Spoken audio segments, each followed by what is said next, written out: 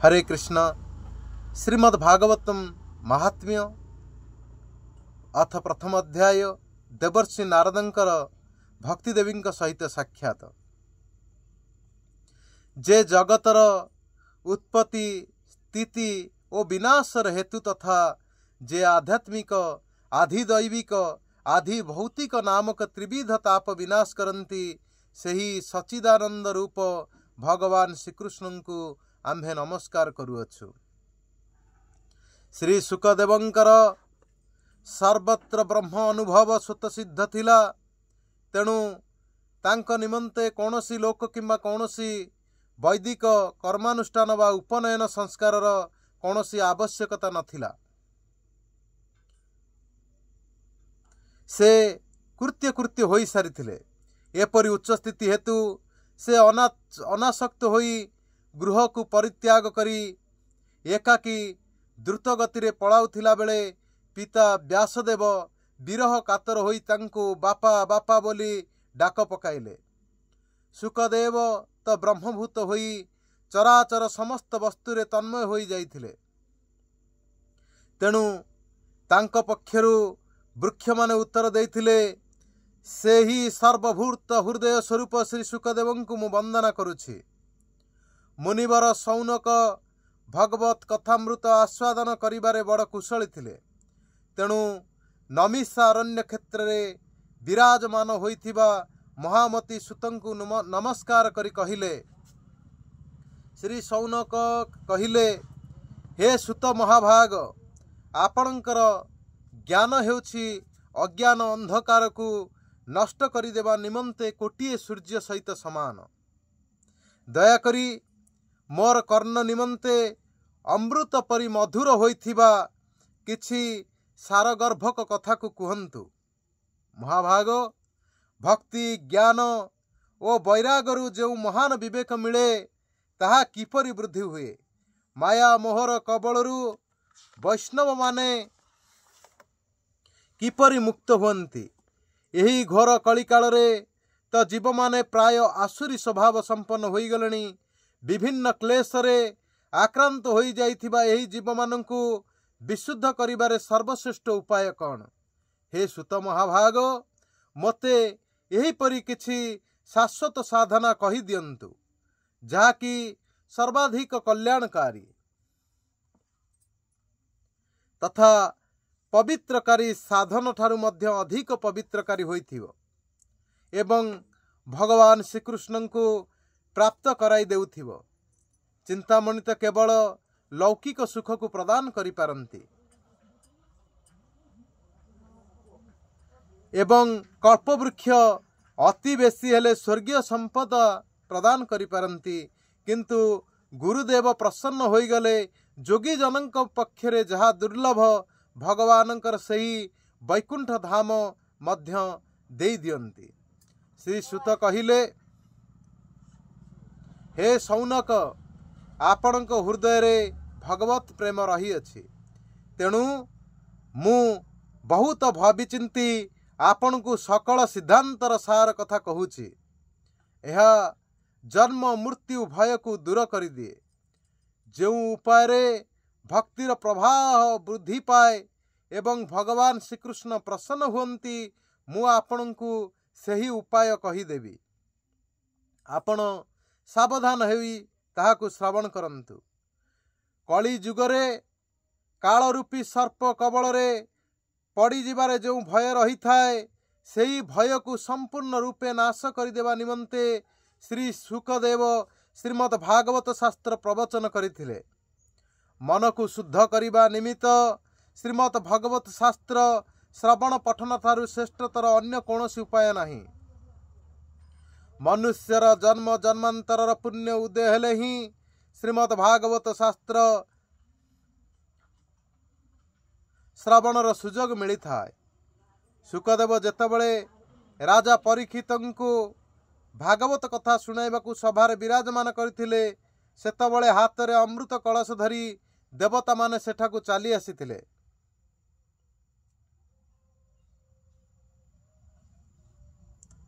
देवता माने तो सेमानंकर कार्य साधन करिबारे अत्यंत निपुण, तेणु यही क्षेत्र में भी सबु देवता आसी श्री शुकदेव को नमस्कार कर कहले आपण यही अमृत को पान करी आम्भ मान भागवत कथामृत प्रदान करंतु। आम्भ मान भितर यहीपरि आदान प्रदान हो गले राजा परीक्षित मध्य स्वर्गर अमृत पान करी अमर हो जिवे एवं आम्भे माने श्रीमद् भागवत कथामृत को पान करिबु। शुकदेव गोस्वामी भाविले काच केउठी महामूल्य मणि केउठी ठीक सेहीपरि अमृत केउठी एवं श्रीमद् भागवत कथामृत केउठी। एहीपरि विचार करी श्री शुकदेव गोस्वामी देवता मानकर एही प्रस्ताव को हसरे उड़ाई देले। देवता मानक ठारे भक्ति नहीं जानी सेमानंकु भागवत कथामृत से देले नहीं। एथिरु स्पष्ट हो जाए जे श्रीमद् भागवत कथामृत देवता मानक पक्षरे मध्य दुर्लभ। पूर्व काल रे श्रीमद् भागवत कथा श्रवण मात्र के राजा परीक्षितंकर मुक्ति होई गला। स्वयं ब्रह्मा मध्य अत्यंत आश्चर्य हो जाइथिले। एहार कारण जानिबा निमित्त से सत्य लोकरे बसी तराजु धरी सबु साधना को तौल कले। तौल करी से देखिले सबु साधना ठारू श्रीमद् भागवत श्रवण पठनर महत्व ही बेसी। ताहा देखि सेठारे उपस्थित थिबा समस्त मुनि मध्य विस्मित होई गले। शेषरे सेमाने यही निर्णय रे पहुँचिले जे कली जुगरे श्रीमद् भागवत शास्त्र ही हेउछि भगवत स्वरूप एवं भगवत श्रवण पठन ही तत्काल मुक्ति बा मोक्ष प्रदान करिथाए। एहीपरि भावरे सेमाने भागवतर महत्व को स्वीकार करथिले। सेमाने जानिगले जे सप्ताह विधि रे श्रवण कले यह निश्चिंत रूपे भक्ति प्रदान करे। पूर्व काल रे दयालु सनक आदि ऋषिगण देवर्षि नारद को यह कहिथिले। ता पूर्वरु नारद ब्रह्मांकर मुखरु यह श्रवण करि सारिथिले मध्य सनक आदि ऋषि ही तांकु सप्ताह श्रवण विधि बुझाई देथिले। सौनक पचारिले नारद तो सांसारिक प्रपंचरु मुक्त से तो सर्वदा स्वच्छंदरे विचरण करुथांती। सनकादिंक सहित तांकर केउठी किपरि साक्षात हैला विधि विधान श्रवण करिबाकु तांकर प्रीति किपरि बाहेला। सौनक पचारिले एवं तांकर प्रश्नर उत्तर रे सुत गोस्वामी कहिले श्री शुकदेव मते निजर अन्यन्य शिष्य बोली जानी सही भक्तिपूर्ण गाथा एकांतरे सुनाइथिले। मु वर्तमान आपण मानकु ताहा ही कहूची ताहा तुमे श्रवण कर। दिनकर घटना सनकादि चारि महर्षि सत्संग निमंते विशालापुरी बद्रिका आश्रम आसीथंती। सेठारे सेमानंकर नारद मुनिक सहित साक्षात हैला। सनकादि पचारिले ब्रह्मन आपणक मुह काहींकि विषर्ण दिशुछि। आपणक परी व्यक्ति पुणी चिंतातुर एहीपरि तरबर होई जाउछंती कुहाड़े। आपण एबे आसिले केउठु? मनुष्यर सकल धन संपत्ति चोरी होई गले से जेपरि व्याकुल होई उठे आपण तो कौन सेहीपरि देखा जाउछंती। आपणक परी अनासक्त पुरुषंक पक्षरे एहा शोभनीय नुहे। एहार कारण खोली कहंतु। श्री नारद कहिले एही पृथ्वी हेउछि सर्वोत्तम भुवन भावी मु पृथ्वी को आसीथिली।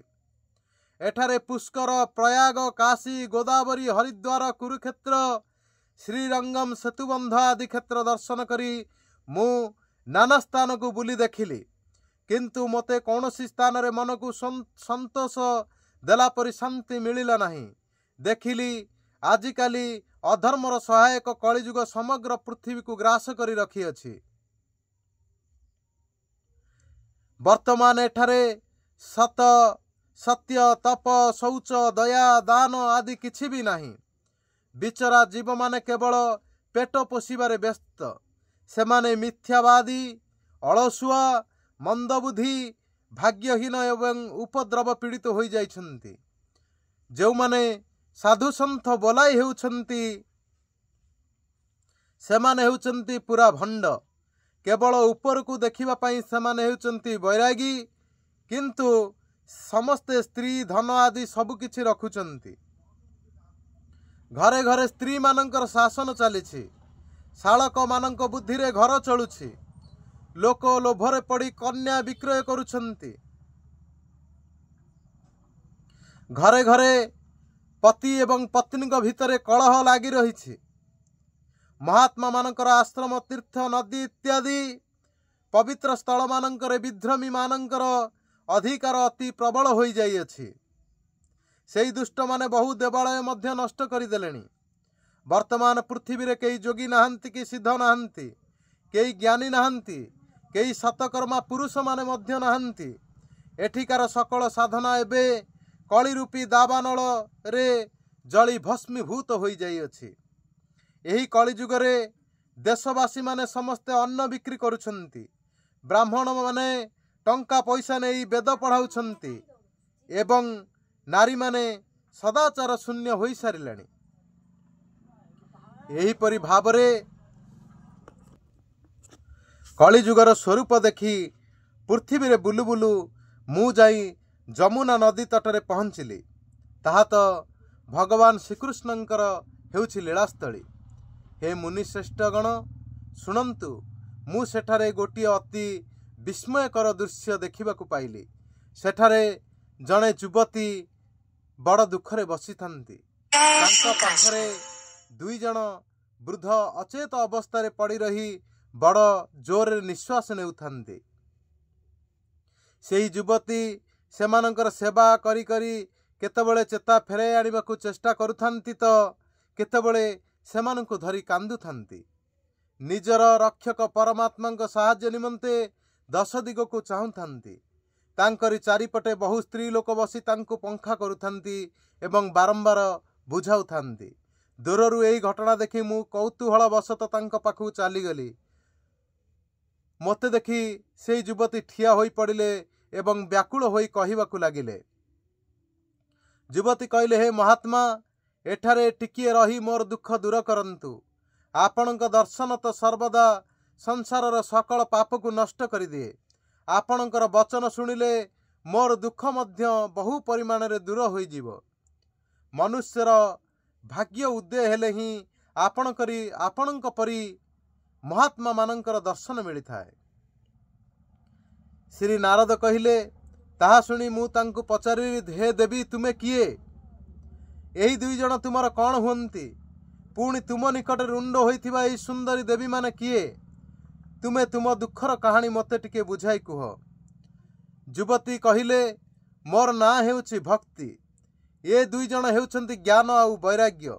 एमाने हेउछंती मोर दुई पुओ। कालर प्रभाव रे एई माने एहीपरि वृद्ध होई गले। हे एही देवी माने हेउछंती गंगा आदि विभिन्न नदी। एमाने समस्ते मोर सेवा करिबा निमंते आसिछंती। एमानंक परि साक्षात देवी मानकर सेवा पाई मध्य मु सुख शांति पाई पारु नाही। हे मुनिवर, एथर टिके ध्यान देई मो कथा शुणंतु। मो विषय तो आपण जानती, तथापि ताहा मो ठारु शुणी टिके शांति प्रदान करंतु। मु जन्म होइथिली द्राविड़ देश रे, बढ़िथिली कर्णाटक रे। मु महाराष्ट्र विभिन्न स्थान रे सम्मानित होइथिली, किंतु गुजरात रे मते बार्धक्य आक्रमण कला। घोर कलिजुगर प्रभाव रे सेठार पाषण्ड माने मोर अंगभंग करिदेले। दीर्घ दिन धरी एपरि अवस्था लागी रहिबारु मु दुर्बल होइगली एवं मोर पुत्र माने मध्य दुर्बल और निस्तेज होइगले। मु सेठारु वृंदावन चली आसिली। वृंदावन चली आसीबा दिनु मु पुणी थारे सुंदरी रूपवती और युवती होइगली, किंतु मो आगरे पड़ी रहितिबा मोर ए दुई पुत्र क्लांत और अवसन्न होई आग परि दुखरे सड़ुछंती। तेणु मु एही स्थान छाड़ी अन्यत्र चली जिबाकू चाहुछि। एही दुई जण वृद्ध होई जिबा देखी एमानंकर दुखरे मु बहुत दुखी। मु तो तरुणी होई गली, किंतु मोर एही दुईटी पुत्र बुद्ध होई रहिछंती काहीकि? आमे तिनिहे तो एकाठी रहउछु, तथापि एपरि अद्भुत घटना घटिला किपरि?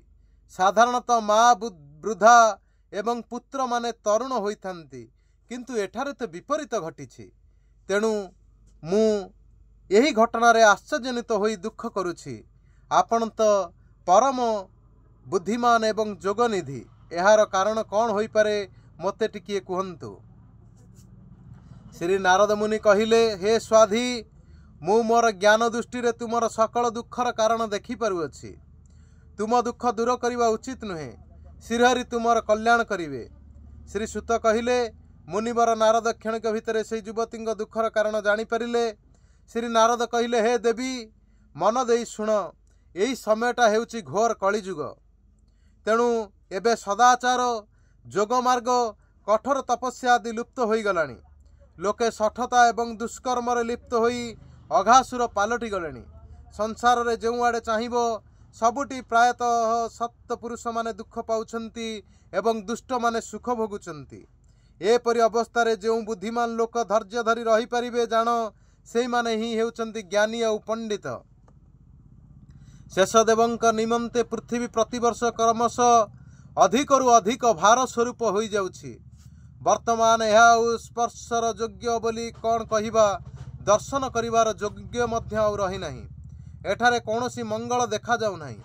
वर्तमान केही तुमको तुम पुत्र मानक सहित आउ देखिबाकु पाउ नाहंती। अर्थात ज्ञान वैराग्य मिश्रा भक्ति आउ देखिबाकु मिलु नहीं। विषय शक्ति रे अंध हो जाइथिबा लोकंक द्वारा उपेक्षिता हो जिबारु तुमे बार्धक्यग्रस्त हो जाइथिल।